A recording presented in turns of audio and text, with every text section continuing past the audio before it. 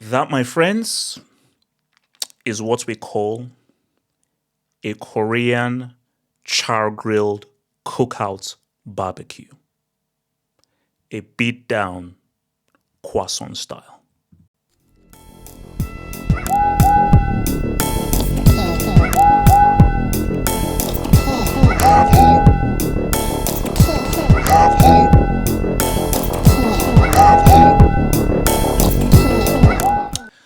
Um, Very simply. Obviously, it's a bit more complicated, but just put it very simply. If you're experimenting against arguably the best team in the world, there's a good chance you're going to get Korean barbecued. There's a good chance you're going to get char grilled. There's a good chance that you're going to get piped up. So you look at that Real formation, something new. Obviously, Trent was injured. He tries to now experiment.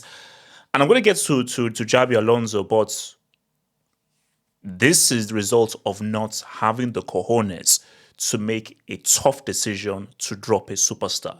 You try to accommodate two superstars, you go four-pieced, aka you go circumcised.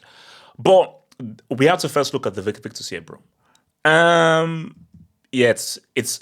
I mean, it was already done already, but even now, it's now really done. Like this.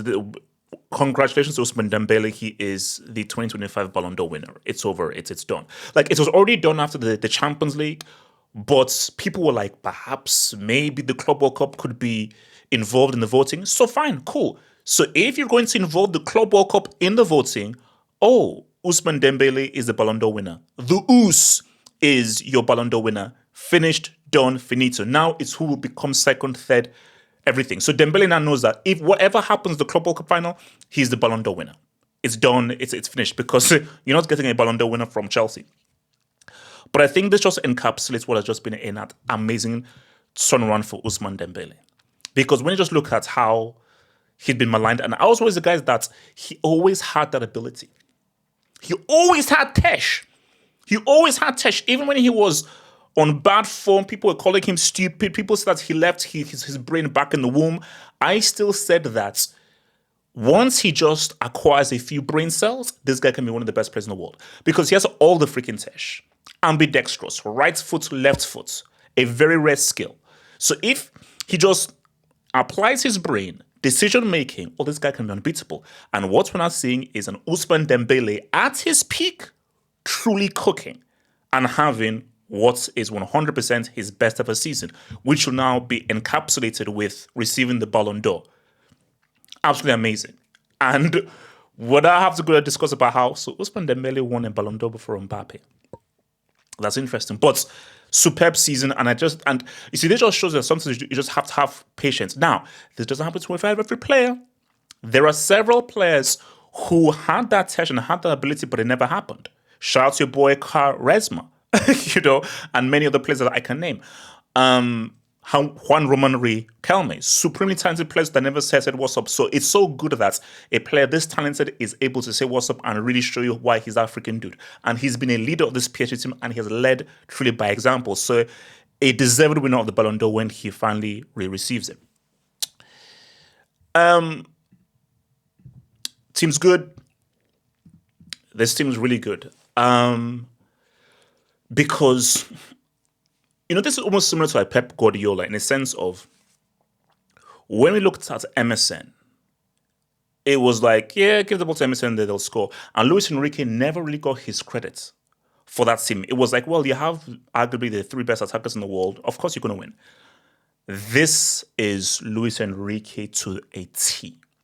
Because the coaching he has implemented into this team has just been outstanding. Absolutely outstanding. And when you watch this team, yes, there are talented players, but the pendulum swings more so in the direction of excellent coaching than individual talents carrying this team. So that is why for Luis Enrique, this guy has cooked. This guy's cooked. Give him all the awards. Give him the Oscar. Give him the freaking Grammy. Give him every single award. Give him the damn VMA. Give him the MTV award. Because this guy has clearly shown that he is the best coach in the world. Because there are some teams where, nah, those players are carrying you. Now you are relying on the individual talents. And there are other teams like PSG where, yeah, the talent is there. This team is being carried by the coaching. This team is being carried by tactics. This team is being carried by strategy. And the manager is the most important component of this team, which is what Luis Enrique has shown. And PSG, tactically, were just on a different planet to Real Madrid. These Real Madrid was one team that was trying to figure out their left from their right, and PSG were just in cruise control. Cruise control. One team knew exactly what they were doing. Another team had no idea what they were doing. It was completely two different teams heading in two completely different directions. So shout out to your boys PSG. And they're one game away from just really being... Because PSG win that Club World Cup on Sunday, this has to be one of the greatest ever since we've ever seen. Because you can't forget their UCL final. We can't forget what they did in that UCL final.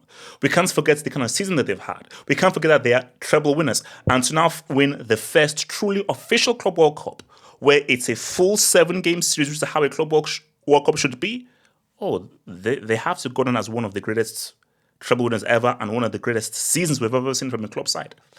All right, here's the thing. He experimented. It's fine. But you see, for Xabi Alonso, it's a simple question. Do you have the corners or not? Are you willing to make a big decision or not? When I saw Mbappe starting, my first thought was, Vini's on the bench. Oh, yeah, Vini's on the bench. Then when I saw both Vini and Mbappe starting, I was like, how will this work? So I thought either Mbappe starts or Vini starts. That's the key thing you have to make. But for Xabi Alonso, he was like, because here's my thing for Xabi Alonso. And this is what I want to ask him.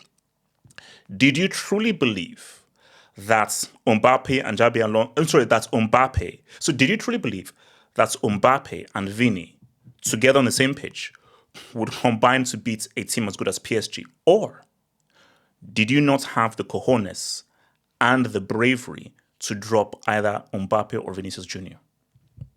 It's one or the other. And I think that he's got to learn that you've got to make a brave decision. You have to make that brave decision, because if you don't, then maybe you're not fit to be this job, because you can't play all the superstars all the time. You're going to have to make tough decisions. You're going to have to make tough choices. Not everybody can play. So all that, it's not about keeping all the players happy. It's about making Real Madrid happy. The team always comes before every one individual. And what you just saw was it didn't work.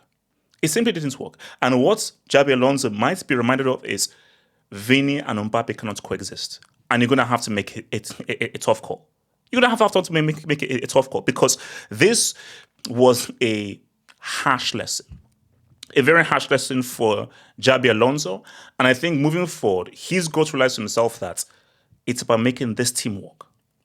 Because Alonso, you're going to have to decide, are you going to try and force Mbappe and Vini to work together? Or are you going to take a step back and be like, what is best for the team? What works best for the team? Whoever gets benched, whether that be Mbappe or Vini, whatever works best for the team is what needs to happen. And whoever needs to hold the bench needs to hold the bench. It is what it is. Rotation, whatsoever, but you need to make that tough decision. Because what I saw today, that did not work. It was a mess. It was completely disorganized. Here's the thing. Messi's daddy. 19-year-old World Cup winner, won the World Cup in his first try, blah, blah, blah, blah. We know how the story goes. This has been a nightmare of a year for Mbappe, and he knows it. It's been a nightmare of a year. Trophyless, seeing PSG win the UCL before you, and you face PSG. Ousmane Dembele outperforms you, and PSG cook you. It's been a debut season from hell. It's been a debut season from hell. And Mbappe won't say this publicly. He won't. Privately, Mbappe would be like, should I have left PSG? We know his dream was Real Madrid. They always go to Real Madrid. That was my whole thing. But you say, so should I have left? But you know what the weird thing is? Mbappe stays at PSG. I'm not sure they win that UCL. I'm not sure when they win the Champions League. The reality of the matter is PSG have improved and they look better without Mbappe. That's just the reality. It is what it is. You just have to completely accept that. And Mbappe just has to just accept that I've got to make it work at Real Madrid.